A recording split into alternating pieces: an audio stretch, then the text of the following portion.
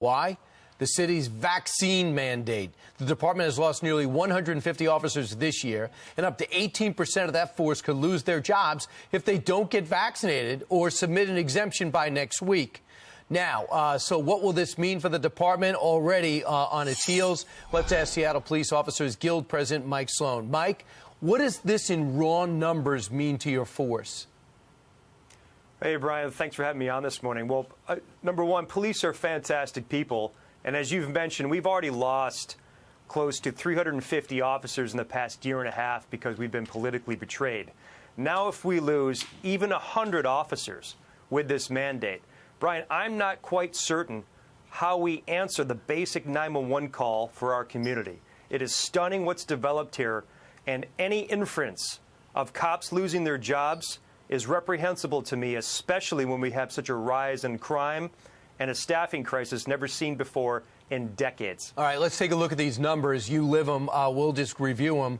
Homicides are up. You have 33 homicides this year. Motor vehicle theft, almost 4,000. Arson up to 185 now. You have there 181 on the screen, but it's gone up.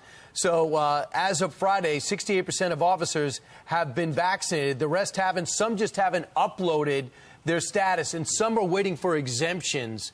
What do you think is going to happen? Because the number I read originally for this segment was 40%, but you say that number's actually lower.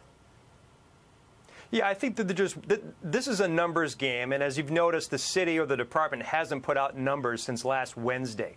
I think that they were worried about the optics of the large number that you've noted. But clearly, this is an attempt to get officers to get vaccinated. But unfortunately, right now, officers have been politically betrayed in this city for the past year and a half. As you know, we were the modeled reformed agency by our elected officials.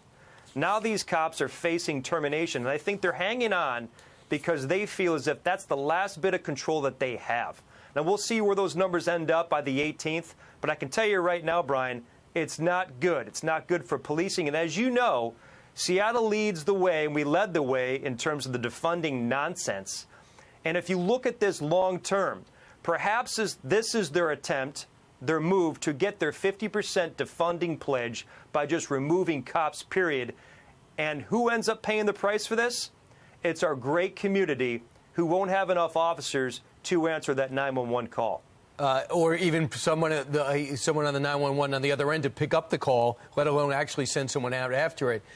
This is a statement from the mayor's office. As of Friday, 68% of officers have been vaccinated, with additional officers submitting exemptions, and 82% of SPD employees have submitted verification of exemption. It is important to remember that employees still have until October 18th to submit their vaccine confirmation forms. We anticipate officers and employees will continue to submit these verification forms, or either become fully vaccinated or simply remember to do so. Some are waiting for exemptions, you said, but there's also, they did a national study. They say, hey, why are they asked the unvaccinated, why aren't you doing it? 22% said they already had the virus. How many of your men and women are saying, I already have the antibodies?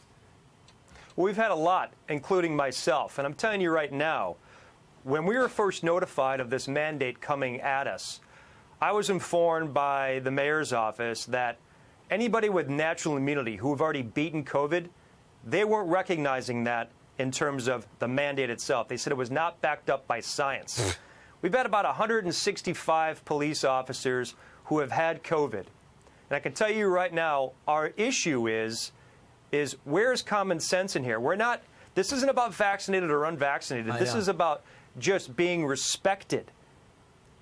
Absolutely. And I hear you, personal Mike. choice. And as a police union, we're here to